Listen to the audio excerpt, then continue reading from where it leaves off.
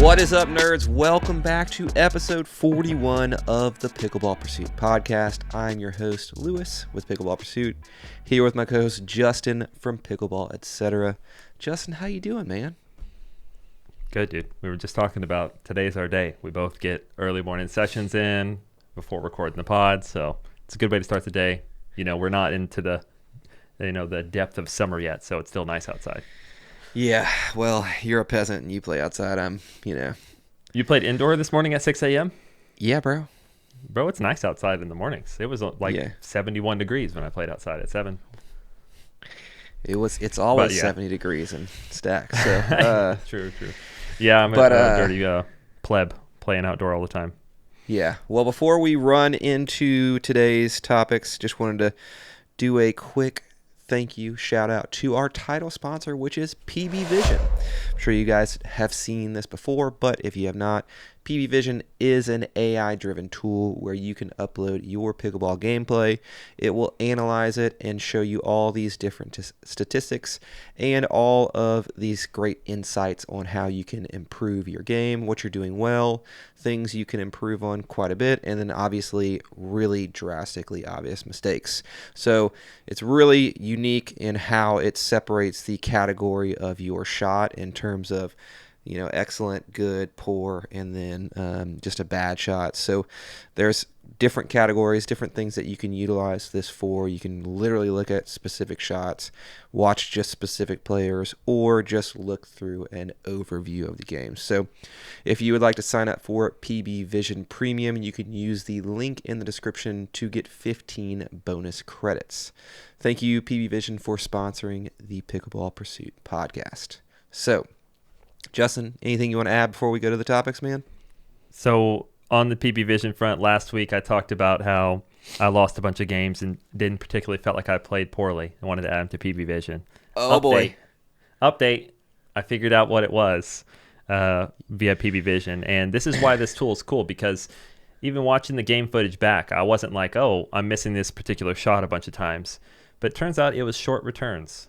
I was just returning weekly, and a lot of short returns, and I was playing against people who had strong drives, and that was like costing us a lot of points, basically giving free thirds or easy thirds to people with strong drives was costing me a lot of points, and that was the major cause for the reason I lost a bunch of games. So in-depth stats like that and things that you may not notice right off the bat while you're playing, or even while you're watching the footage on your own if you're not trained to look for it, that's where PB Vision really stands out. So, yeah, cool anecdote. Yep, I would agree, man. Yeah, it's nice to utilize it and kind of see what it was. There's a lot of games where you're like, I don't know how we lost that game, and this is just another tool.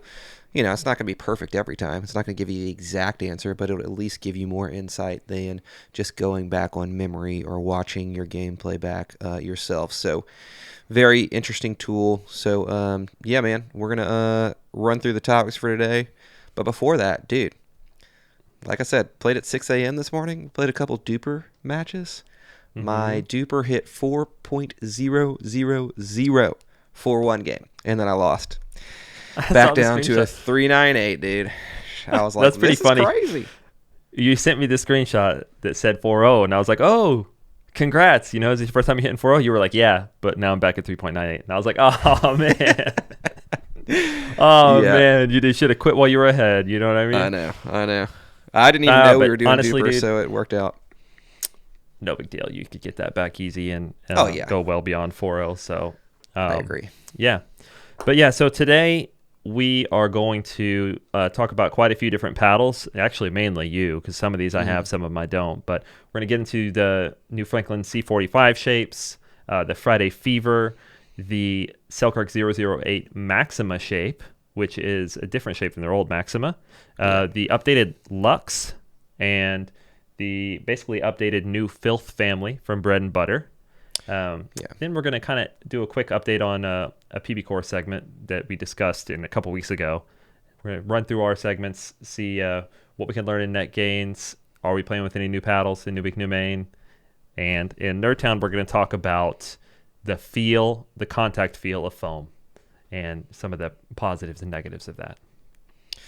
Bam. Well, so first, like Justin said, we're going to talk about the new C45 shapes. So there are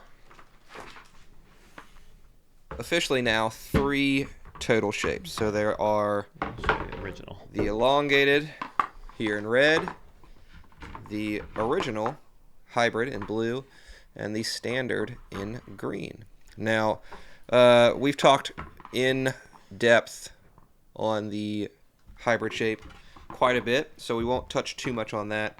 We're going to focus primarily on the elongateds today, because I haven't hit the standard shape yet, but I did play quite a bit of pickleball with these today. I think I played 5 or 6 games with the 16 and 14 millimeter. Played 3 DUPR games with the 16 millimeter elongated C45.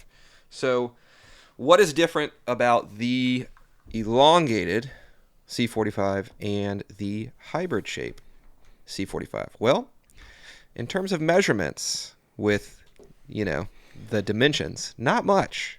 We're talking like what, an eighth of an inch? I'm tape measuring here. Let's see. It's not even like honestly, probably not even an eighth of an inch difference in length, and in width, it is exactly the same, or the elongated is close to a 1/16 of an inch wider. Yeah. So very, very small changes, minute changes. However, the good thing about this elongated so you can see is that it does use the full allowable dimensions, are very, very close to it, which is something that you guys know I'm a stickler about. That was the one downfall of the C45 hybrid, is that it didn't use the full allowable dimensions. More importantly, it didn't use the full allowable width that it could have used, which would help tremendously in its stability and just being able to be easily modified with lead tape or tungsten weighted tape. So the elongated shape is 16.4 by 7.6. And so it's a touch shorter than a normal elongated. Yeah, just slightly, but And also just slightly wider. So it still does use the full allowable, which is good. Yeah, it feels more like an elongated than it does a hybrid, obviously. However, have you played with these yet? No, I just got them yesterday. Mine are still in the plastic. I didn't play with them this morning. I'm interested to hear your thoughts on this, but I thought this was the 16 and the 14 were shockingly stable for relatively low twist weights. I think it was 5.8 and 5.6, 5.8 and 5.86. That's another thing about these. The 14 and 16 millimeter paddles, from me, I don't know what you measured for twist weight on these, but the swing weight and twist weight were almost identical. So the 16 millimeter is 117 and the 14 millimeter was 116. They both had 5.8 something twist weights, with the edge going slightly to the 16 millimeter, as you would expect. The same goes with the standard shape, which we'll talk a little bit more about. But I really was impressed with these paddles. I thought they were going to be, a little more challenging to play with out the box stock. However, I didn't really have too many issues, which is crazy because I did notice a good amount of mishits with the original C45 hybrid that for whatever reason, maybe I was just hitting a little bit better, more cleaner today, but I felt pretty impressed with this. So impressed with this that I did play those DUPR games with and had no issues. You and I are very quick to be like, this paddle is probably not a paddle I should be playing competitively with. We're very, specific with our paddle choices. And picky would probably be a good word. And I was fine with it. I felt pretty good with it. So much so, I was like, shoot, maybe I need to play with this paddle a little more. Because I really enjoyed it. So first impressions, they both felt like they had good amounts of power and pop. The 16 millimeter felt like maybe it had a little bit more power increase, whereas the 14 felt a little bit stiffer poppier and jumpy. These are just first impressions. Need to play with them quite a bit more to really get a good thought process behind them. But I really liked them, man. Definitely, honestly, I would say an improvement on the hybrid. However, much heavier in terms of their swing weight. So you and I were talking about this before we started recording. I was like, I would struggle to, recommend the hybrid over the elongated because they're so similar in shape. And then you're like, unless, you want a really light, super maneuverable paddle, in which case, it's a no-brainer. That's really the one difference. It's interesting, right? Because we're calling one a hybrid and one an elongated, but the shapes are nearly identical. Mm-hmm. They're both more like slightly short elongateds, honestly. However, this blue hybrid, ours basically across the board, all of the reviewers, the units we got were first off really low weight. They were like 7.7 ounces ish, and really low swing weights. We're talking like the 107 range, give or take. I think mine was 105. Yeah, which is almost identical to the standard shapes. So continue. You just have a crazy amount of room to customize. If you can see mine, this is 1 gram per inch lead tape, and I have it literally running from here all the way up to the top corners. This is like 10 grams on each side, so 20 total grams added, and still like very reasonable. So you have a lot of room for customization. These elongateds came in, they're still light. They're like 7.8 ounces, both of mine, 14 and 16. But they start at, like you said, mine was the same actually, 116, 117 swing weight.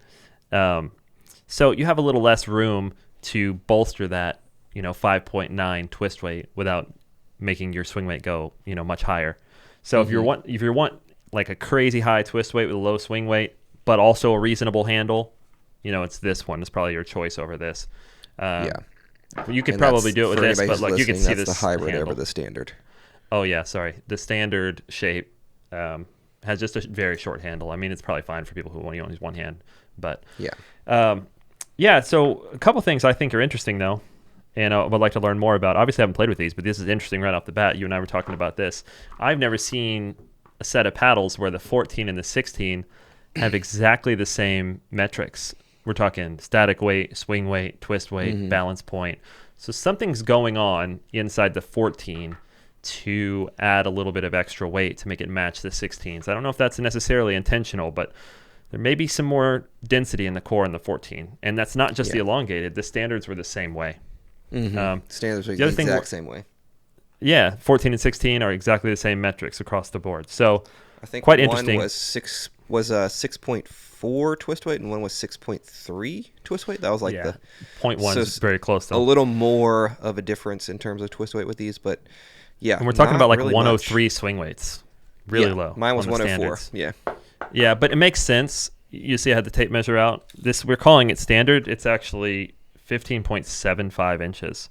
And only 7.875 inches wide. So the typical standard 16 by 8. This is shorter and narrower than a typical standard. So you actually are losing out in both directions. Personally, I would have loved to have seen that extra quarter inch just on the handle. Then it would be 16 inches long, and you'd have a little bit longer handle, and then this would be an awesome shape. You have all the room in the world to do it if it's only 103 swing weight. In fact, if I was going to try to play with it, I would probably mod it, extend the handle by a quarter inch, and then I was thinking about that the second I picked it up. I was like, you got the room for it. This. It reminds me a lot of the TrueFilm Genesis 2 shape. Not as desirable of a handle length, which is, kind of a sad thing because the TrueFilm Genesis 2 is not a very desirable handle length either. So I think this shape, I'm going to play with it obviously, but I think it is a little bit of a miss. The specs and the shape itself is not really that lovely, but just barely enough to fit two hands on comfortably. This is kind of like, I don't know about comfortably. This is kind of the point where I would be like, this is annoying. That's like a 5.2 inch handle or less, right? Yeah, it's almost it's low. shorter than the Gearbox GX2, which is like another paddle where I'm like, okay, it's a little short, it's kind of annoying, but I'll just deal with it. So would love to see a slightly longer handle on that standard shape, or at the very least, just max out the dimensions. Like, it's so, I don't know. There's just add a 1/4 inch to the handle. You'll be fine. Yeah. You'd still be missing out on, like 1/8 of an inch on width, but that'd be reasonable, Yeah. So yeah, that's within reason. Anyway, compared to other paddles, but promising stuff from the elongateds. I'm sure the standards will play great as well. Probably like just a quicker, more maneuverable version of the original C45 hybrid shapes. But if you're sensitive to short handles, probably not one that I would look at. Of the 3 shapes so far, I think I would honestly pick the elongated over all of them. So I'd probably pick the hybrid because it's basically the same as the elongated, but I can customize it more to my liking. Yeah.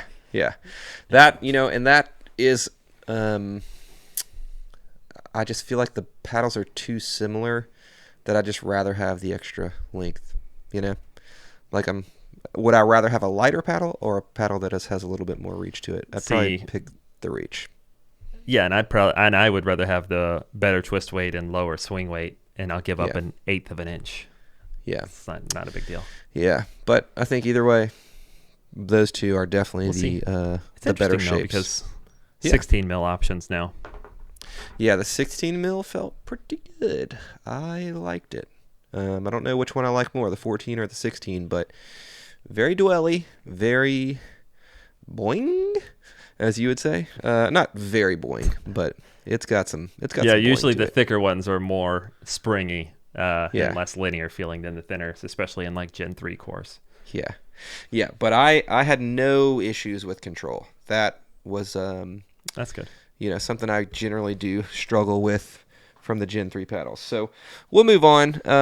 If I can't remember what the release date is on those, but it should be soon, and they'll be the same price as the original C45. So moving on to the Friday Fever. Got this in. Speaking of Gen 3s. Yeah, this is going to be, I believe, the cheapest Gen 3 paddle to date. So Friday has been known for just really solidly performing budget paddles.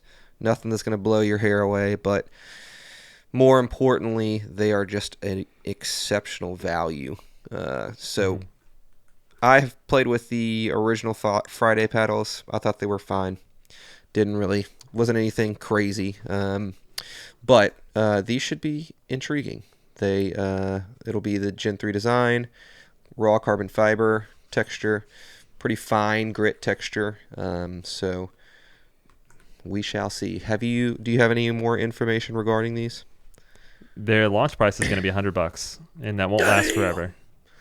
That's crazy. But yeah, they're going to launch at $100, and the design for the core that we saw, there may be more to it, but they have like the U-shaped foam, extra foam layer here, and they said they're not releasing the details yet, but they supposedly have something up their sleeve to address the durability concerns. So hopefully this, and there is a little bit of a break-in period. This feels, I think, just from hitting against the wall, softer than you'd expect from most Gen 3s.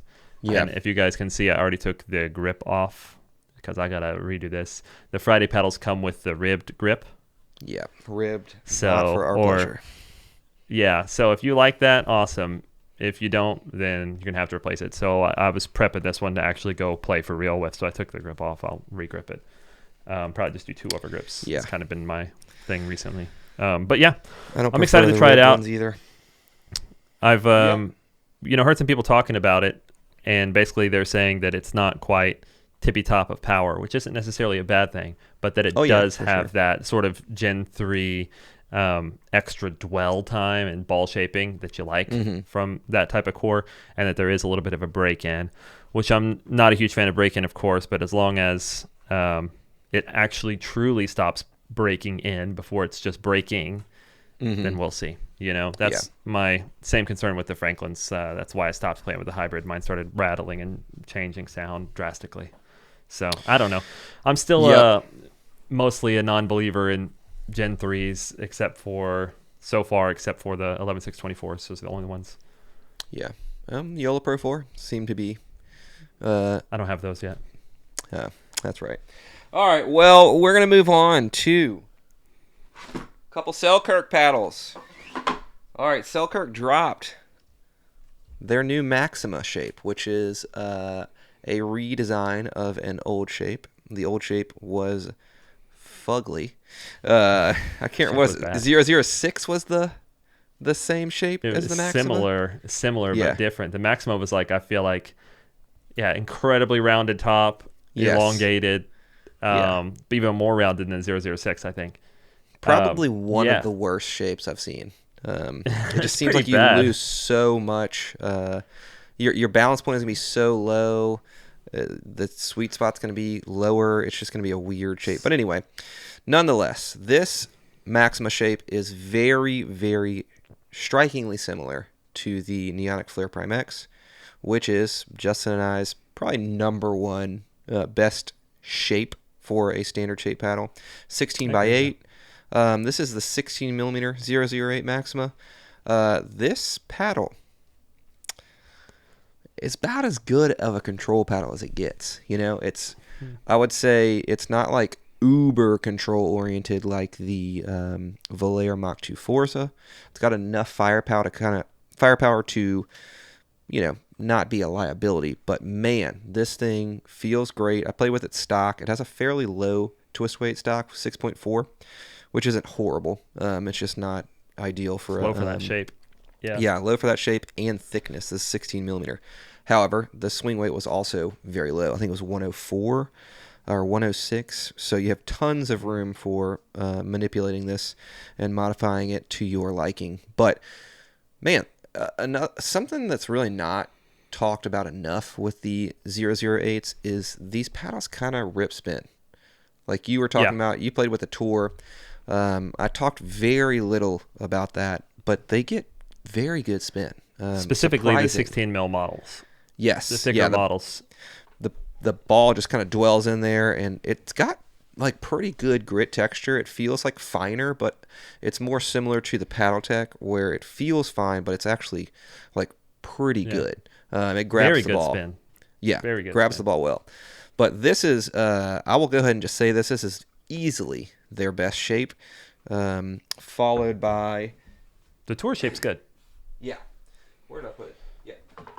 Followed by the tour shape. I would say that these are by far their best shapes. It's not even close. Longer handles, just really solid shapes. I imagine these are where they're going in their direction in terms of the two shapes. Apparently, they're doing a standard shape and a elongated shape only going forward, which is a bold move. But these are better than every shape that they have. So I don't. If they choose those two. Yeah, glad they choose. Do you wonder why they named their new shape the same name as an old horrendous shape? Yeah, I mean, I don't know why, but yeah, I wonder why they changed it. Do you know why? No, I don't know. Why not just name it something new? You already have all these crazy named shapes where they all have like specific names, like Invicta or whatever. Tour is not a crazy name, but yeah, why stick with Maxima? I wonder. I just wonder. I'm curious, considering that the shapes are completely different. Like, couldn't be more different. But yeah, that Maxima shape is.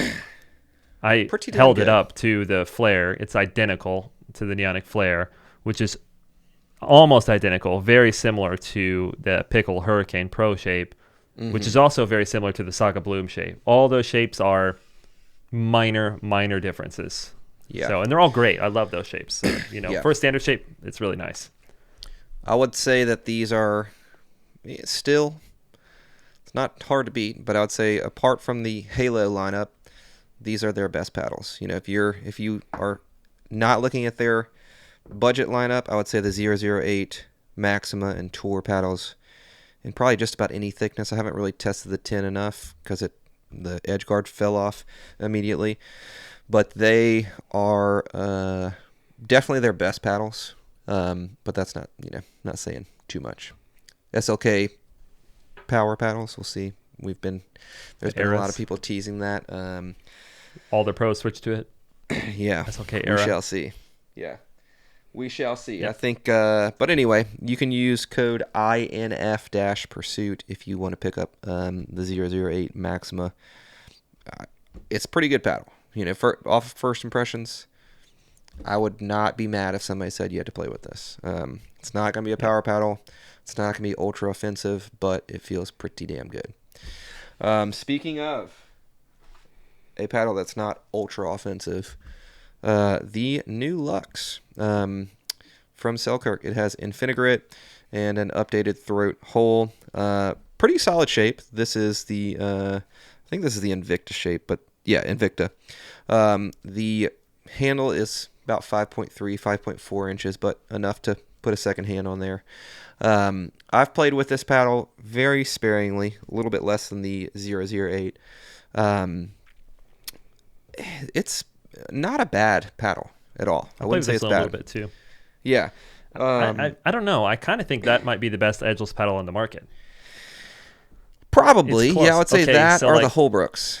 Those are the only two that I would say. Oh, your Black Diamond Infinity. That's a good paddle too. You don't like it? No. I've never really liked the Infinities. I hit them. The sweet spots were tiny. We're talking about edgeless paddles here. Yeah, but I mean, that new Luxx has the Infinigrit. Yeah. And now it looks like, from what I saw on John Q's podcast, that there's more foam around the throat area now. So that's probably what, helps it have that real pillowy feel that Luxx is famous for. But this new Luxx, I played with a little bit, it has a little bit more pop than the old one. It's still 100%. A control paddle, but it's like approaching all court now. Yeah, I would say it hits a little harder than the. I would say it's on par with the Maxima. It's definitely close to that all court category, but not quite there just yet. I'm not sure what the price is going to be on these, but I would say if you liked the Luxx and you still use a Luxx and you want an upgrade, no brainer. Like not even. Yeah. You don't even think twice. It is definitely a better paddle overall. It's not going to be as pillowy and soft, but if that's the paddle that you like, I would definitely. It still has that Luxx feel to it. Yeah, for sure. So, and honestly, for a long time, that was one of their best paddles they've made. As crazy as that sounds, but it's not going to be ultra stable. It's not going to be ultra powerful. It's not going to be ultra poppy. It's just going to be very much a solid paddle that you can really not have to worry too much about in terms of control. So definitely, good work from Selkirk. They're starting to put out some stuff that can compete, and I think, like I said, we'll see what that SLK lineup does, but I think that is pretty promising. So Selkirk, send us over those new SLK lineup paddles so we can test them out and let the masses know. Yep. All right, we're going to talk a little bit more about, we've talked about them before, but the new Filth paddles from Bread and Butter. You and I have finally both hit them quite a bit, so I wanted to give some thoughts on those. Yeah. You hit the hybrid the most, is that correct? I liked the hybrid the most, but I probably split time between the wide body and hybrid. Yeah. This is the new look. And the elongated, I hit just long enough to know, oh, hey, this is just like the old Filth. Yeah. Which isn't a bad thing. It's just saying. No, yeah. I was more curious about the new shapes. Yep. All right. I weighted mine up. You raw dogged yours. Yeah, dude. I actually liked it. Stock. Crazy. The stock stats were good. Yeah, I talked to Doug yesterday on the phone, and he was like, how do you like the new Filth? So I was like, dude, there's nothing negative I can say. They are going to be just paddles that almost anybody who wants an all-court paddle is going to be very happy with them. They look good. Nothing wrong. They play well. The price is decent. I think it's like $152 after a code. And they get great spin. They're relatively maneuverable in terms of the hybrid and standard. And they're stable enough. The shapes are really good. The only knock I will give is the Filth wide body, or the standard, is the handle's just a little on the shorter side. Very It's not the similar same to as your GX2 though. Yeah, very similar to the GX2. If I had to give it a knock, that would be it. But it is doable. So if you're a 2E lover and you are very sensitive to paddle lengths, it is doable. But it's not quite as nice as like a Flare Prime X handle or even the Maxima or the C45 hybrid shape. Or the hybrid of the Filth, which is why I talked about this on New Week New Main a couple weeks back, but I was kind of flirting with maining this paddle, the hybrid Filth. Yeah, you can see there is a difference in the neck taper. Significant difference. The hybrid is way more comfortable to fit the second hand. This is the same shape as the Invader, and Lewis and I both think this is like, it's like top 2, top 3 hybrid shapes on the market. It's like it's just good. Yeah, 100%. No taper on actually the sides, uses handles uses comfortable. Such a good paddle. This is probably what I'll play with at the Bread and Butter tournament. So at the Nerdy Tourney, we just learned, I just saw the email right before this started, that we are in fact all going to have to use Bread and Butter paddles, which we kind of thought that might be the case, and which is totally understandable. No one's upset by that, by the way. I'm pissed. But so now there's some talk about pissed, Doug. I'm pissed. What are people going to use? And what are you going with? I already told you I'm cheating the system.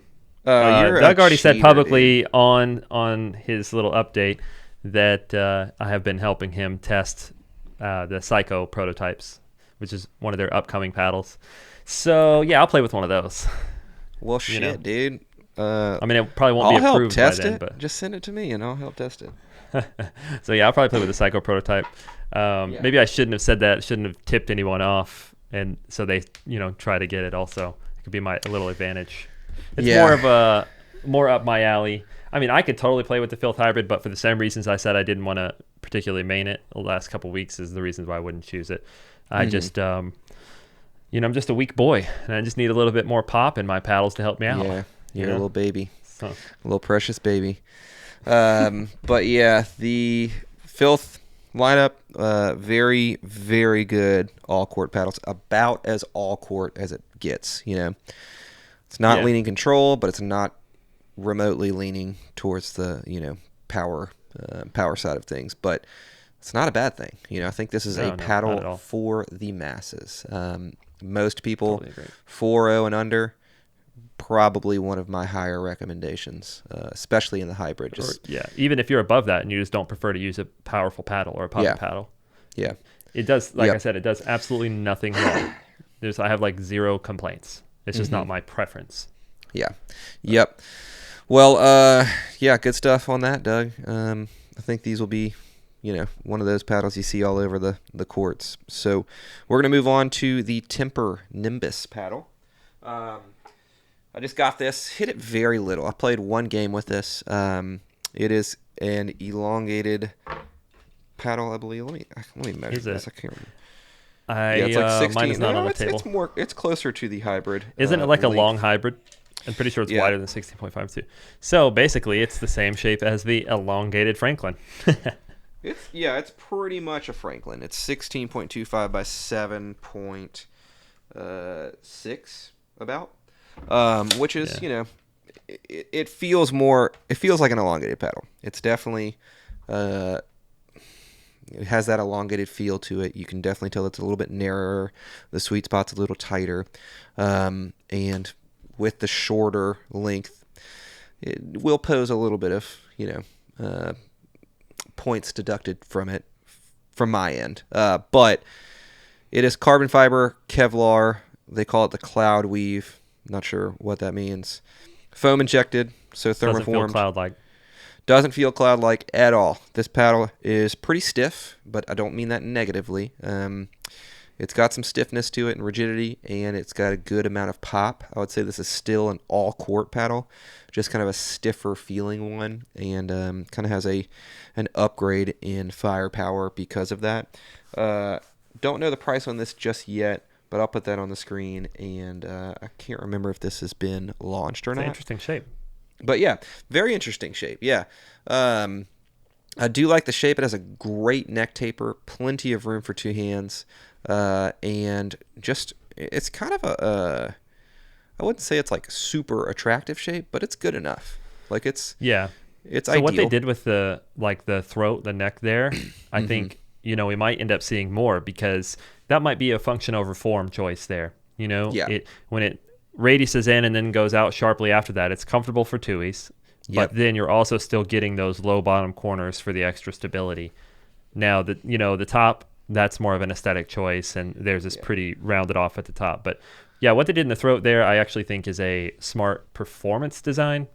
But people may not always think it's the prettiest, depending on how the rest of the shape comes together. Imagine. But they I'm here did for this it, by with the way. J2K. Just imagine. Imagine they added a radius to this. Yeah, Unbelievable. just instead of going straight out like this, you just curve it out and curve it JM, back if up. you're watching this is what I've been meaning the last 37,000 times I've told you about the handle. No shade, bro. This paddle kicks ass. But yeah, this is the ideal neck taper. You still have the same, For function. wide Yeah. cheeks, but you get that extra handle length, baby. Yep, and All extra right. comfort. Yeah, yep. Well, I think that's really it that's it for paddles. We're going to move on. There are some updates on the GRUVN PBCoR score that the Gen 1 paddle that failed. Justin, I'll kind of let you let the people know what happened with this, why did it fail, and kind of where we are going forward with this. So when we ranted about this, others ranted about this. Basically, it was publicly reported that one of GRUVN's Gen 1 paddles, they have like 5 different shapes, but one of the 5 shapes failed PBCoR. And it was pretty shocking because it's a Gen 1 paddle. And we all have them, by the way. And I played with it, and it's like very control-oriented, not powerful at all. And then if you remember, we were ranting about what is PBCoR measuring? Is it even measuring subjective power? We were saying no. So 2 updates. Basically, 1, I'll update you on the paddle, and then 2, I'll update you on this sort of rant that I had. Number 1, they found out, and this was the news, that GRUVN Cruisin' paddle that failed was actually core crushed. They were able to do a CT scan and see that it was crushed. So that's an issue that I'm sorry Kevin from GRUVN's having to deal with, but he's going to have to deal with his supplier. But that is a little bit of an explanation on how that paddle could have failed PBCoR. So there's the update on that. Second, the update on my rant and saying that PBCoR isn't measuring subjective power, and that I don't know exactly what it's measuring. I mean, I do, but the usefulness can be interesting whenever we can't get a feel for what it's actually measuring, or if it is measuring what is technically the problem, which is the subjective power level of these paddles. My update on that rant is there's no update. I still feel the same way. Regardless of this result, I still feel the same way, because my opinion on that test and if it is measuring subjective power or not was based on a lot more than just this one paddle's result. Sure, that was one, but that's one of many. The other ones I can't share publicly, but I have seen reports, many reports that are inexplicable with the PBCoR numbers and then how that relates to subjective power. John Q just released a podcast recently, his most recent one. If you guys want a more deep dive on what he thinks it's measuring, go watch it. I think he did a really good job. It was very measured in how he talked about it. He said, basically the same thing that Raphael told us that we said last time. Raphael from Gearbox, by the way, that core, coefficient of restitution, whether in pickleball or not, is measuring collision dynamics, but it's measuring, kind of both parts, the ball and the paddle in this case. And then it measures the energy return efficiency of that collision, right? So that's the very technical way of putting it. When you say it like that, it sounds like, that means power. Yeah. So it sounds like it makes perfect sense. But I'm not a physicist. But what I do know from experience and the experience of all the other reviewers, and we have hundreds of paddles to reference, is that the results, the numerical results from this test are not lined up exactly to what we consider to be subjective power in the field testing, right? So I'm not saying the test is useless. I'm saying it's hard to predict at times, and it's very hard to design around. And I wish that we had a power test that did line up and correlate better with what we players consider to be power in our field testing, if you want to call it that. Yeah. Yep, agreed on all fronts, man. I definitely think there needs to be more, I guess, very, tests that are actually testing the power output that a paddle can produce. Because this is and does produce in-game play. Yeah, right? Yeah. That's the key. There's a lot of issues with PBCoR that I won't go into because, Raphael shared with me, and I did not want to, give too much insight on out of respect for him because, he knows all about it. If he wants to talk about it and make it a well-known thing in the public, he can do so. But, yeah, I would agree. It's definitely it's kind of annoying because they made it seem like, oh, yeah, PBCoR it's going to reign in power. Well-intentioned, but how many years have we been saying USAP is well-intentioned? Let's give them the benefit of the doubt. We've been saying that. And it's not like I'm not doing that anymore, but, everybody's patience gets tested. And I'm not giving up on USAP either. I still do think that they're important for the sport in more ways than just testing. And I think all of us would love to see them succeed and communicate more clearly and test more clearly and, continue to be a, vital part of the sport and the growth of the sport and, kind of get us in the right direction, which I think is what they want to do. Like I said, well-intentioned, benefit of the doubt. But, it's a little bit, you can probably hear the frustration in my voice because I have to work around this as I'm designing paddles with my clients. And it's extremely frustrating because, not only is there so much uncertainty around what the test is actually testing, but then there's delays in the timeline. There's, significant raises in price, which are understandable on some front. There's many things that have just kind of muddied up the waters a lot and slowed everything down. So anyway, I'll stop ranting. Yep. All right. Well, good update. Sucks that, the paddles are being crushed in manufacturing, which may or may not be the case. I mean, I don't know. Can't say that with absolute certainty, but that clearly is what sounds like. That had to be that one because it was brand new, not used. Yeah. And they showed on the CT scan the core was crushed, which is interesting for a Gen 1 paddle, how that happens because there shouldn't be that much force applied. Yeah, he was very surprised. He was like, I've been making Gen 1 paddles for 4 years. Like, how does this happen? Yeah, clearly there was a mistake in manufacturing. So good update. Good news for PBCoR. And I appreciate Kevin, being very transparent and communicating with all the reviewers. He sent that email out to all the reviewers and was really updating us along the whole process.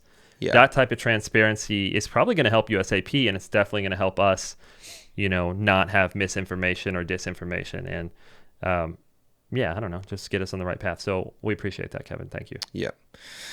All right, guys, it is time to move on to net gains. And today we are going to talk about, this is something that I've kind of been working on, is avoiding perfection. Now, this is not saying that we're trying to be perfect players or perfect people. Yeah, because of course we will not. But it's more so a idea of avoid trying to hit the perfect shot. And this is probably most important with, when you're on the defense and you're trying to stay alive, hitting a third, hitting a reset, hitting a shot after they hit an overhead at you, or you're just trying to stay alive. The worst thing you can do is try to hit the perfect shot and just get it just over into the kitchen line, or into the kitchen, and try to get up to the kitchen line. More often than not, you're probably just going to hit into the net, and you've lost the point. The net, guys, it's undefeated. Undefeated. You're never going to beat the net. Yeah. The players on the other side, much easier to defeat. So get the ball over. Like, it is, I cannot tell you how much success I've had in the past week or 2 weeks where I've been trying to avoid just trying to hit the perfect reset or, the perfect third. Just get the fucking ball over. Like, Yeah. you'll have so much more success. You'll see that, the other team is not quite as dangerous as you think they are with their force. And their sometimes six. there's pressure on the other team. Dude.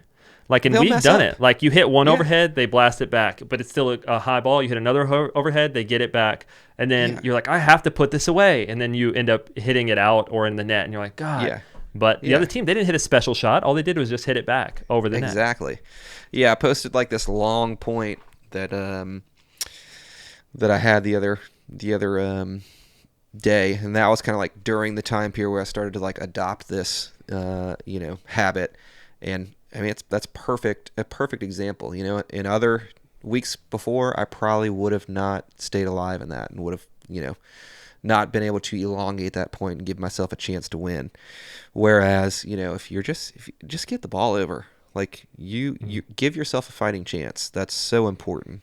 And such a great, you'll even see that in the pro game, dude. They're not trying to hit the perfect shot in some scenarios. They're just trying to stay alive. Live to fight another day. Make them hit one more ball. That's why that saying is said so often. That's make them make the mistake. Tyra Black and Elise Jones, they have made a couple deep runs, right, in women's, and their strength as a team is just like this insane defense. They both have this crazy defense, and neither of them on defense are hitting dangerous shots, but they will just get everything back. Now, a lot of that goes to their anticipation and athleticism, but clearly it is a mindset thing as well. And how many times do you see that happen? One overhead, two overhead, three overhead, and then the other team feels the pressure to finish the point. So they either mess up an overhead or they try something like a drop shot, and then all of a sudden you get there and you're back at the net, you're back in the point. And I mean, they've made literal money off that strategy. They've made it like deep runs into PPA tournaments. So it's valid for sure. Yep. Don't hit the perfect shot, guys. Get it back. Live to fight another day. You'll probably see more success and efficiencies from that. So, anything else before we move on, man? No. Dude, all right. Well, we're gonna move on to everybody's favorite segment. They're number one. They come here for this. All right. New week, new main, baby. Sponsored by Bodie Pickleball. If you're looking for tungsten tape, grips, sleeves, bags, and other amazing pickleball accessories, you can use code PURSUIT to save 15% off of any items from Bodie Pickleball. Bodie Pickleball has a bunch of really good stuff. Their grips are what they were, their bread and butter, if you will, but they've added a ton of new stuff, which honestly, all of it is really quality stuff and stuff we can recommend. So if we couldn't recommend it, they wouldn't be a sponsor of this podcast. So thank you, Bodie, for sponsoring New Week, New Main. We've been just slathering them grips up, my baby, and just hitting them. All right, man. Do you want to go first? New week, new main? Sure. What do you got, dude? New week, new main, baby. Oh, baby. Finally. He's finally changed. This is like 5.5 months later. Well, we'll see if it sticks. Shocking. Yeah, Vatic Pro Saga Bloom 14 millimeter. Yeah, honestly, like, my previous main, Ionic Flare Prime X, this is about as similar as it gets. Yeah. Which is hilarious. But there are some subtle differences. This Saga Bloom is a less pop and power, slightly, maybe 5% less, something like that. And has a softer, kind of springier feel. And yeah, I've just been liking that. Honestly, it's the only difference is I guess I hit a few less balls long, and I can kind of go for my serve a little bit more, which I like to do. But it's almost like, and you know this about me, whenever I try to like hold back and hit a medium speed or soft speed serve and just lay it in, that's where I mess up. Put it in. Put it in. But if I'm able to actually swing through and use my, normal form, then I usually have enough spin to keep it in. And this little downgrade in power, I would say, has, made a positive difference for me. And, the same thing goes for dinks. I didn't have a problem dinking with the Flare Prime X. But with this paddle, I'm able to go after the ball a little bit more, and I feel like generate a little bit more spin on my dinks. So my slices have been cutting more. My top spin, like roll dinks, have been rolling a bit more. Now you do sacrifice a little bit of put away power on fourths and high volleys and hands battles, but that's okay. Resetting feels similar to me on both of them, honestly. I'm pretty used to it. My setup right now, I'm going to change, but I have these 3-gram tungsten pods from Bodhi, and I just have them on the 4 corners. This is okay. It's fine, but I think there's some room to, make this a little bit better. I'll show you my flare setup. I think I'm going to go back to something similar to this.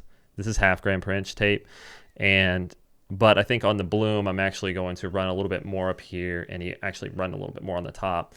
The bloom, I guess because it has a little less pop and power, I'm craving a little bit more plow through on, thirds and returns. So I want to bring a little bit more weight up here. It's not that I want to necessarily the pedal to be much heavier, but I just want to spread it out a bit more around here.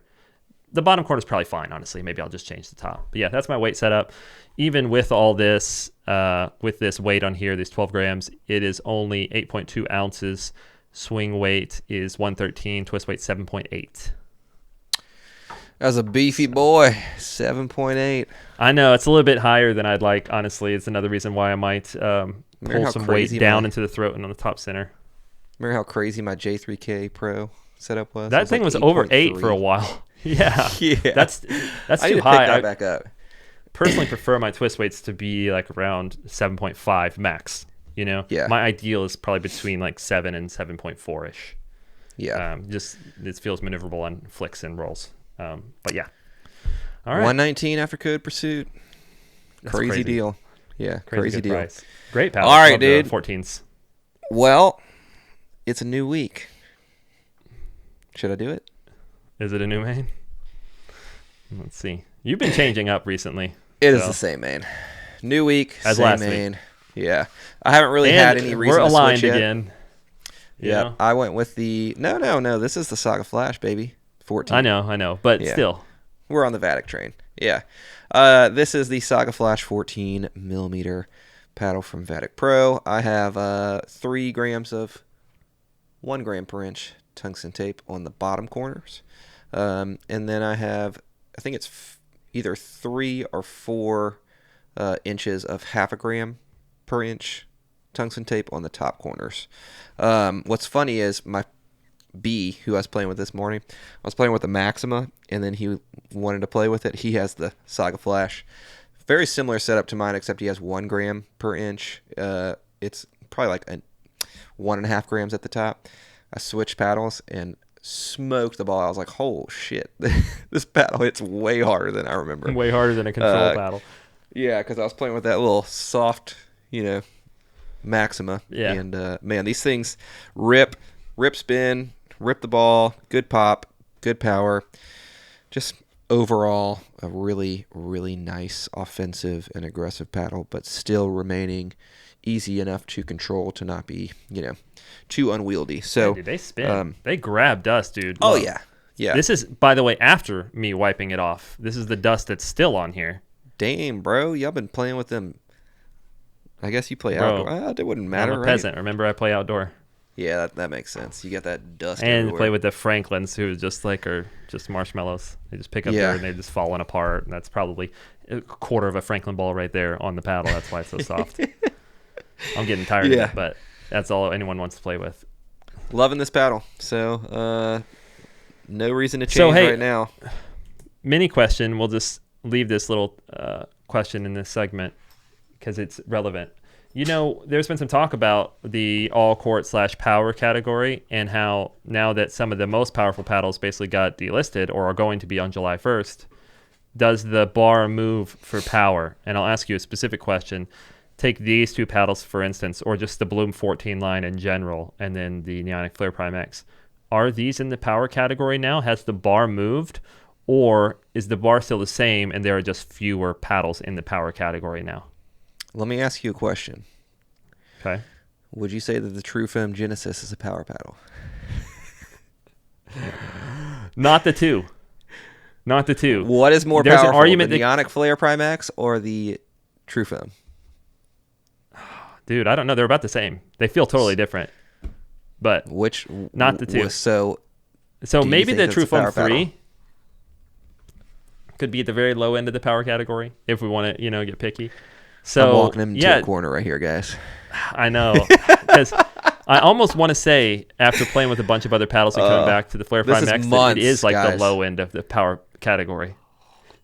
But months of me saying that the true foams are power paddles. Well, that's what I'm saying. Has the bar moved? The paddles didn't change, but has our bar moved for classification?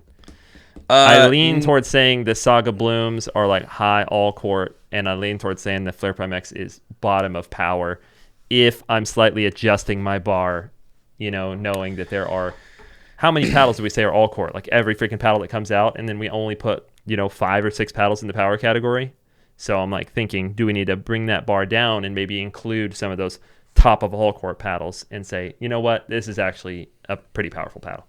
So maybe it should be in the power think category. The difference is that there have been so few Gen 3 paddles or paddles with, foam enhanced cores, or that are utilizing cores that are specifically geared at increasing power, which is why we have so few power paddles in the power category right now.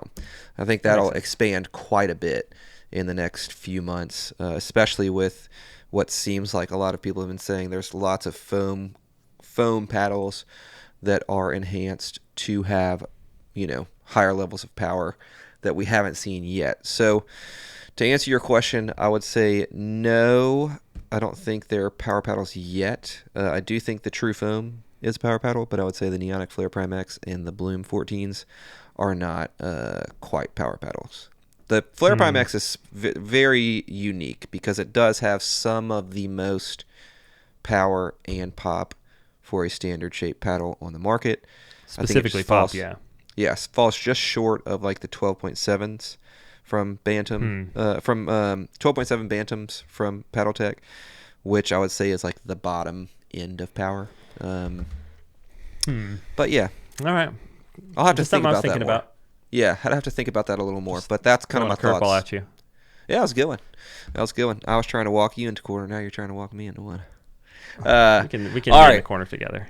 Yeah, I know we can. That's why we're married. All right. Anyway, moving on to everyone's actual favorite segment, Nerd Town. Mayor, take us there, dude. What do we got? You know what? Speaking of throwing curveballs, I'm about to change this up. Let's go, baby. Change it up. This is your podcast, not mine. I mean, because look, we had a topic. Well, really, you had a topic. You're like, hey, I think we should talk about this. People asked about this. And we'll save that one. Yeah. Because I have a topic, and this is a little different, right? Because I'm not going to talk about paddle construction here or materials, which I know people love to get into, but I think this might be interesting also. This is a little bit more meta, but I have a question for you. I want to know your take on it. Meta. Dude. What's up, Zuck? Well, yeah, I hate that Zuckerberg co-opted that term because it's a good term. Yeah. But what are your thoughts on, I'm going to leave this open-ended. What are your thoughts on, let's just call them reviewers or content creators, talking about unapproved, maybe even unreleased prototype paddles? Mm-hmm. Not only talking about them, but like, essentially endorsing them in a way. What are your thoughts? I would say I don't really have many thoughts on it, if I'm being honest. We'll consider it because, like, we've done it, you've done it, Yeah. So my question is, it sounds like we're trying to designate whether it's a good thing or a bad thing. Is that correct? No. It's open-ended. This is Nerdtown, bro. I think it's... We don't have to just go yes or no. I think seeing prototype paddles being tested and sharing thoughts on them is a good way to show the viewers where the industry is trending, what is being successfully created in terms of prototypes, what is not successful. I think we usually don't talk about bad prototypes, by the way. Yeah, but we get sent some.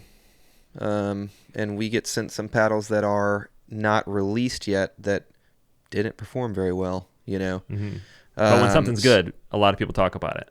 Oh, yeah. Yeah, for sure. Like the J2 FC Plus, that's a perfect example. Yeah. Well, I think you kind of have to be, obviously you have to be upfront about it. Hey, this is a prototype paddle. But more importantly, I think the owner needs to create a very what's the word I'm looking for, but just a very clear picture as to how likely this may be going into production and seen for the consumers, and if that will change in any way, shape, or form. So one thing I can tell you with the J2 FC Plus is that, yes, that is a paddle that is very promising and potentially could see a exact replica for production. There also could be other models that they are currently prototyping that could potentially be better, which we haven't got our hands on yet. So, that's Right. kind of neither here nor there, but it is important to know that that is part of the prototyping process. So as far as that goes, I would say that's kind of my thoughts. You need to understand that these paddles, number one, may not be exactly like that when they release, which should be clearly communicated by the owner, or just know that it's not 100% for sure a paddle that is going to see the light of day. So I don't think it's a bad thing. I think it's good to see kind of what is potentially coming, almost like concept cars. It's like, they may not be exactly like that, but it's like cool to see the technology that could here's be what this brand's implemented. working on. Yeah. So and in a way, like you guys, the content creators, are sort of being the marketing machine for the brands at that point, because normally a concept car, Ford makes a concept car, it's going to be Ford showing it off. Yeah, that's true. But that is I guess not. Also, the auto it. channels, we'll talk about it if it's exciting. So Yeah. okay. Like I said, open-ended, and shout out to Nam, because he asked me this question just straight up, what do you think about this, or what's the deal with this? And then of course I know we've done it, and I know others have done it, but then even just since he said that, now I've seen it happen so much, like a lot. Yeah. I mean, the True Foam is the perfect example, because it was one of the first paddles that everybody was like, oh my God. But they didn't even necessarily want people to talk about that. Yeah. But yes, it does definitely drum up buzz. Then, yeah. I mean, like you mentioned, J2 FC Plus, right? Mm-hmm. Which, may come to market in the same or different form, or same or different name, or whatever. But if it does make it to market, if it does make it through testing, the amount of talk that's been had on these podcasts is absolutely going to increase sales, for sure. Yeah. So I think I'm with you, most of the stuff you said. I think that, okay, I'll tell you what I said to Nam, and then I'll go into it a little bit more. I said, he said, well, like, what's the point of it? What's the deal? And I said, the point is that it's not particularly journalistic. It's, but it can be entertaining, right? And when we're talking about content creators that, right now there's kind of the talk content. So this informal stuff, unscripted podcasts, and then there is like formal reviews. I don't think that formal reviews should be done on untested, unapproved prototype paddles, or even if it's not a prototype, even if a company says it is production ready, I think you need to think long and hard if you want to make a review on that before it has official approval. Because I feel like the purpose of reviews, and I think you guys would agree with me, I don't do reviews, but I feel like the purpose of it is to help the consumers, right, make an informed decision. Well, if you don't have all the info, or there's a key piece of info missing, then you're not really doing a good job helping your consumers make an informed decision. So I do think that aspect is being exacerbated by the delays in testing and the lack of clarity in testing. Specifically, like the Ripple is a perfect example. Yep. Owner's like, yep, this paddle's going to pass. It's good to go. Everything's fine. Sends it out to us. We're like, okay, like when is it going to get approved? Like it launches tomorrow. And then all of a sudden we get news that it failed PBCoR, and all the time that went into testing and reviewing these paddles is just, wasted. Not saying that in a salty way. I'm just saying that in a very good, That's clear a perfect example. So it's kind of the waters have been muddied. Yeah. A lesson learned the hard way. I think it's more on the owners who should be more, and obviously we can be, as reviewers, should be a little bit more I guess, strict as to, hey, we're not going to spend all this time on your paddle and reviewing it. First of all, we don't have to review any paddle. I want to clarify that. But exciting paddles, we should be like, hey, it's probably best that you don't send these until they're approved, or you have like written, from what do they go to? What's the other lab that they go to for Element, NTS? Yeah, they Same can go there lab, for like yeah. pre-approval, basically, right? Well, yeah, private testing, prototype testing. It's the same PBCoR machine, same lab. Yeah. But yeah, I'm with you. I think, two things. Clarity, you said, starts with the owners, and then goes on to the reviewers, talking about these, saying exactly what stage this prototype is in, if it's untested, unapproved, and then just letting everyone know, hey, everything from here on out is my opinion on a paddle that you may never be able to get your hands on. So basically clarity, and then the second thing is just I guess really it isn't a second thing, it's the same thing, but just making disclaimers, right? Yeah. I think it's totally fine to talk about these type of things from a entertainment standpoint. It is interesting, it's entertaining to hear about these paddles, to kind of project where the industry is going, like you said, see what new tech is arising whenever companies are willing to share this stuff with us. But there needs to be a lot of disclaimers made so that there isn't any misinformation or misleading, about what is or isn't passed, because it's confusing to us who are neck deep in it. It's even more confusing. I see all the time on the internet people talking about paddles and incorrectly saying if they are legal, illegal, if they pass, if they didn't pass, if they're legal for this entity or that entity. People are saying it incorrectly all the time. So there is a lot of onus on us, if we're going to be like public figures talking about this stuff, to make sure that we have all the information, we're accurate, and we give the appropriate disclaimers and information where possible. Anyway, just thought that was an interesting topic. So there was another curveball for you, but that's it. Yeah, and just to clarify, for anybody who's new here and doesn't quite know how it works, this probably is just like a good thing to say every month or so, but basically companies will send me and other reviewers who are, almost every reviewer that I've talked to does this the same exact way for pickleball, is the owner will send us a paddle. That's it. There's no obligations. There's no money exchanged. We can review it if we'd like to. We can make content about it if we like to. And then we have a promo code. So for me, it's primarily Pursuit. And every time someone purchases a paddle with that promo code, I do get a commission. So basically, that's how we make money. It's pretty much widely known that we do make money off of those, but it's never a bad time to remind you guys that we do make money off of those commissions. So we are under no obligation to review a paddle unless somebody accepts a payment to do so. I've never done that. No issues with it. I just don't think it's the best way to go about reviews. Sponsored. It's a different thing. It's basically a sponsored ad at that point. But it's a product spotlight, maybe, if you want to call it that, but it's not a review. Product spotlight is probably a better term for it. But yeah, that's kind of how our relationship with the the owner, the companies, and the paddle, and then obviously being able to be compensated for the time and work and effort that we are doing. Because ultimately, like, let's be honest, we're basically doing free marketing for the the companies. If the paddle performs well, so if it doesn't, that's a different story. There's been paddles that we've talked about that from the business side. I can tell you 100% affiliate relationships, which are you guys, the reviewers, affiliate relationships are a marketing cost.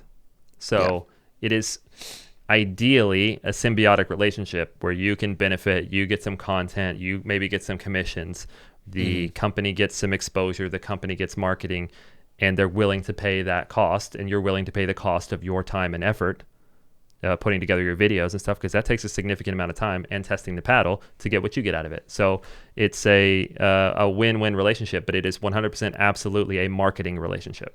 Yeah. Yep. Yeah. And that's where lines can get blurred, where when money is involved, this is not to say that anybody is doing this, but there are definitely opportunities where you can feel like you need to be more favorable or less favorable towards things, which, is a conflict of interest. So it's very important as a reviewer, and for me, to make sure that the thoughts, the reviews that I'm giving are my own, unbiased, and just not something that is in any way, shape, or form motivated by a potential commission that I may get. So good questions, and also brought on a good topic to kind of remind everybody, because at the end of the day, I'm being honest, I do make these because I do enjoy them, but also it does help financially support my family. So, which I'm super grateful for, because honestly, you and I are both kind of in the same boat. Pickleball's kind of like changed our lives. Definitely. Had a full-time job before I did this, and now it kind of allotted me the financial freedom to continue doing freelance video production and do this kind of in supplementation for that and for fun. So really do appreciate like all the viewers and everybody who supports this channel. It has changed my life, and cannot thank you guys enough. Can't thank you enough, Justin, if I'm being honest. You coming on and doing this podcast has been very important for establishing this channel's validity, if you will, or making it more of an established channel in the pickleball reviewing space. So just saying, man, I'd be nothing without you. You still got some work to do. Yeah, I do. I guess I still you got left some work to do in that. Yeah. Yep. But anyway, man, any more questions before we sign off, dude? Any more? But I will say, I'm not an affiliate. I'm not a reviewer, so I can say this kind of from my perspective. From what I've seen in other industries and other businesses, and I worked at a marketing firm before, pickleball as a whole, in general, but even more specifically, the affiliates and reviewers who are involved in pickleball, they are insanely ethical for the most part. The vast majority of the reviewers and affiliates and content creators within pickleball are just like way more ethical and unbiased than most other industries.